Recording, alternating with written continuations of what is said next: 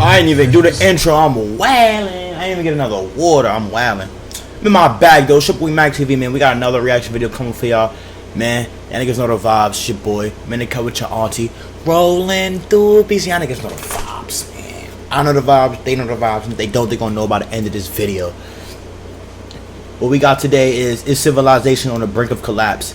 And to be honest, I was reading the book of who's the author? It's how damn I can't think of the fucking name of that book right now. Oh, it's Ray Dalio, How Nations Succeed and Fail. I've been reading that book. I'm on like chapter 2, just talking about the rise of nations, how we in a downturn, and how like our civilization as we know it, we're in a downturn. We're not going to be the world superpower in the next 15, 20, 30 years, most likely. You know what I'm saying? And all great civilizations, like, there's no great civilization that lasted forever. Like, all great civilizations go on the brink of destruction. All great civilizations go on that downtrend. You know what I'm saying? And we are currently in those years. Like, you got to think, like, America in the 60s, the 50s, the 70s, the 80s was prime America. Great time. It was great to be. We're on that downtrend now, man. And, you know, and it's up to your opinion. I want to know what y'all think. We're going to get into the video, though. I want to start rambling. Of the world's population.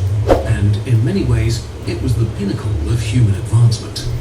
Its citizens enjoyed the benefits of central heating, concrete, double glazing, banking, international trade, and upward social mobility. Rome became the first city in history with 1 million inhabitants. And was a center of technological, legal, another great civilization. We got, matter of fact, y'all go put in the comments if y'all want me to tap in, because Rome was a great civilization. Rome, we could tap into Alexander the Great. It's one of my favorite conquerors of all time. We could get crazy. We don't get crazy on this channel. I know the vibes, man. An empire impossible to topple, stable and rich and powerful. Until it wasn't anymore. Exactly, that's how it is. Slowly, then suddenly, the most powerful civilization on earth. The Dutch, the Romans, the Chinese, society where labor is specialized, UK, social classes emerge, and which is ruled by institutions. Civilizations share a dominant mutual language and culture, and domesticate plants and animals to feed and sustain large cities, where they often construct impressive monuments. Civilization lets us become efficient on large scales, collect vast amounts of knowledge, and put human ingenuity and the natural resources of the world to work. Without civilization, most people would never have been born, which makes it a bit concerning that collapse is the rule, not the exception. Virtually all civilizations end, on average, after 340 years. Collapse end, on average, after 340 years. I don't know who these niggas is, but the Roman Empire, ancient Egypt, Babylon, the Greeks, the Akkadians. Like, yo, bro, all civilizations come to an end. I mean, like, it's no civilization that stood the test of time forever, bro. Like, it's always going to be a top. There's always going to be a peak. There's always going to be a drop-off. There's always going to be a new civilization that's on the brink of... that's just the way the world works. And we could know about that. For individuals. Their shared cultural identity is shattered as institutions lose the power to organize people. Knowledge is lost, living standards fall, violence increases, and often the living standards fall. Living standards in America have drastically gone down. Hold on, let's really run this off. Knowledge. Let's ask the millennials. Bro, most millenniums, female millennials, don't even know 3 countries that's not America or Mexico. Like let's really talk about the facts. Living standards, trash. Like, violence at an all-time high. Violence increases. Population is dwindling. People don't talk about that, but our population is dwindling. It's not enough people having kids, bro. Like, there's more single females and single like, it's ridiculous, bro. Our population is dwindling, bro. That's something they don't want to talk about. Why do you think that they banned Roe v. Wade? Huh? Why do you think they did that for? Huh? Like, let's be realistic. Why would they do that? Population declines. It's crazy, bro. The civilization either completely disappears, is absorbed by stronger neighbors, or something new emerges. Sometimes with more primitive technology than before. If this is how it's been over the ages, what about us today?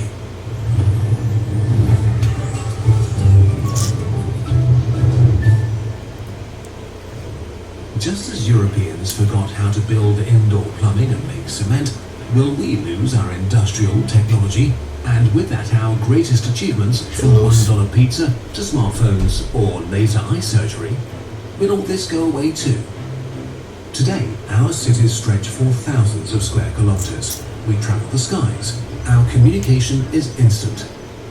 Industrial agriculture with engineered high-yield plants, efficient machinery and high-potency fertilizer feeds billions of people. Modern medicine gives us the longest lifespan we've ever had, while industrial technology gives us an unprecedented level of comfort and abundance, even though we haven't yet learned to attain them without destroying our ecosphere. There are arguably still different civilizations around today that compete and coexist with each other, but together they also form a singular global civilization. But this modern globalized civilization is even more vulnerable in some ways than past empires because we are much more deeply interconnected. A collapse of the industrialized world literally means that the majority of people alive today would perish, since without industrial agriculture we would no longer be able to feed them. Facts. And there's an even greater risk. What if a collapse was so deeply destructive that we were unable to re-industrialize again? What if it ruined our chances of enjoying a flourishing future as a multi-planetary species? Shout out A Elon. global civilizational collapse could be an existential catastrophe, something that ruins not just the lives of everyone alive today, but all the future generations that could have come into being. All the knowledge we might have discovered, the art we might have created, the joys we might have experienced would be lost. So, how likely is all of this? Let's start with some good news. While civilization collapses have happened regularly, none have ever derailed the course of global civilization. Rome collapsed, but the Aksumite Empire, or the Teotihuacans, and of course the Byzantine Empire, carried on. What about sudden population crashes? So far, we've not seen a catastrophe that has killed much more than 10% of the global population. No pandemic, no natural disaster, no war. The last clear example of a rapid global population decrease was the Black Death, a pandemic of the bubonic plague in the 14th century which spread across the Middle East and Europe and killed a third of all Europeans and about 1/10 of the global population. Yeah. If any event was going to cause the collapse of civilization, that should have been it. But even the Black Death demonstrates humanity's resilience more than its fragility.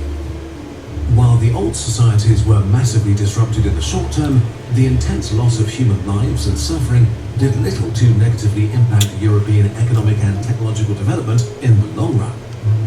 Population size recovered within 2 centuries, and just 2 centuries later, the Industrial Revolution began. History is full of incredible recoveries from horrible tragedies. Take the atomic bombing of Hiroshima during World War II. Hiroshima. 140,000 people were killed, and 90% of the city was at least partially incinerated or reduced to rubble. But against all Crazy. odds, they made a remarkable recovery. Hiroshima's population recovered within a decade, and today it's a thriving city of 1.2 million people. None of this made these horrible events any less horrible Crazy. for those who lived through them. But for us as a species, these signs of resilience are good news. Picture is the only fitness mirror out. It's crazy, bro. That's a whole nother conversation, bro. How niggas bomb straight. Bomb them niggas. Boom!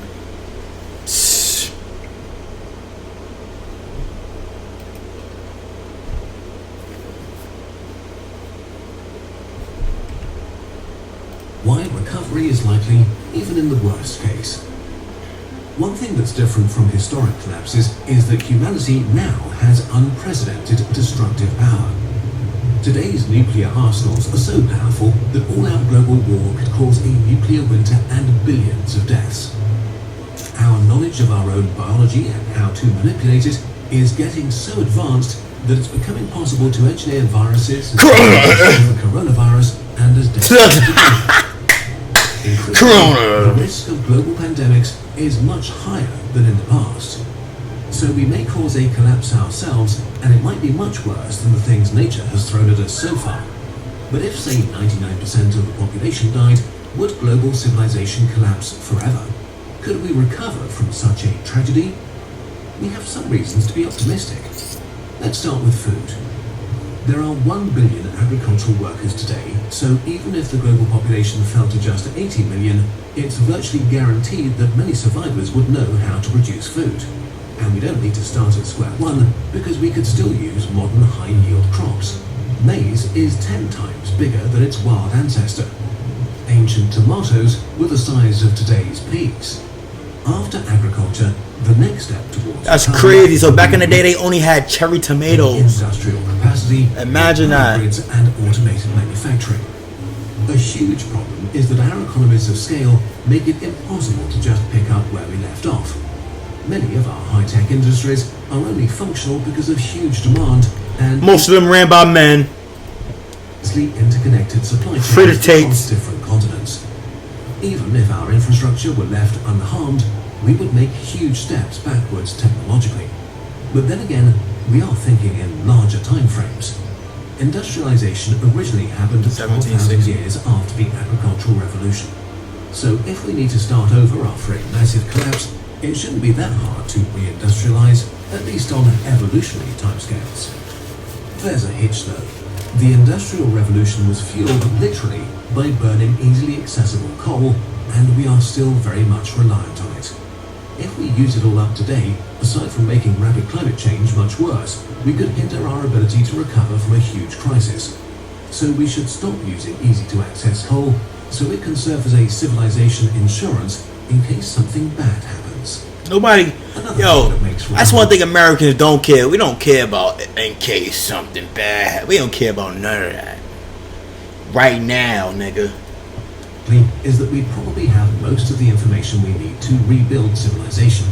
We would certainly lose a lot of crucial institutional knowledge, especially on hard drives that nobody could read or operate anymore.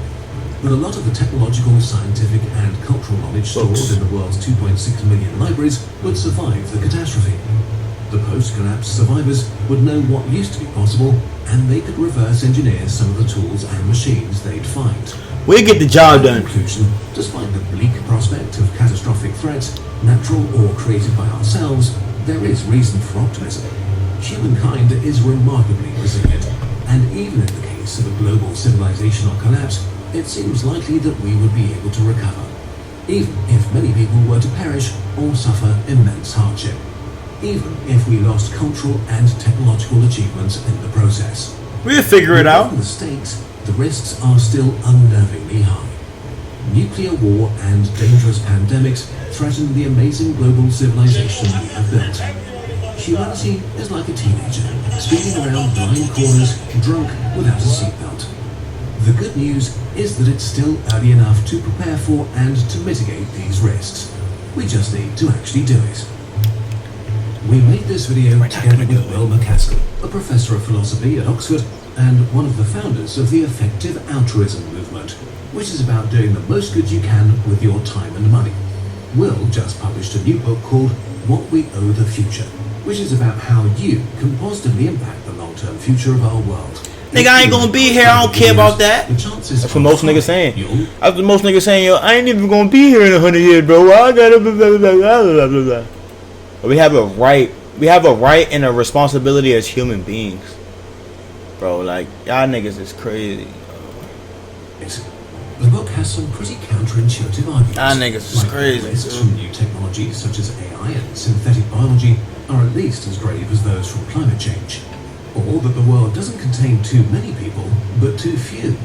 And especially that everyday actions like recycling or refusing to fly just aren't that big a deal compared to where you donate or what career you pursue. Most importantly, it argues that by acting wisely, you can help make tomorrow better than today. And That's how facts. we together can build a flourishing world for the thousands or millions of generations that will come after us. Niggas is selfish, though. Things we at Kurzgesagt talk about regularly are discussed here in much greater detail. Check out What We Owe the Future wherever you get your books or audiobooks. If I get 50 likes, Did we tap manage into to that. unlock a new fear for you? Let's counter existential dread with appreciation for humanity. Look how far we've come as a species, Oh, D. what we've built, and where we've gathered. Let this new world map poster be a reminder of what we can achieve.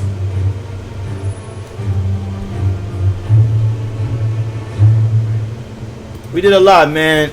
That civilization, bro. I'm happy to, like, you know what I'm saying? Like, we just gotta, I don't know, bro. Like, I don't know what we can do, bro. The government lying to us. Like, I don't even want to get into that. They gonna demonetize me or do something crazy, but we just gonna end the video there. I ain't trying to get canceled.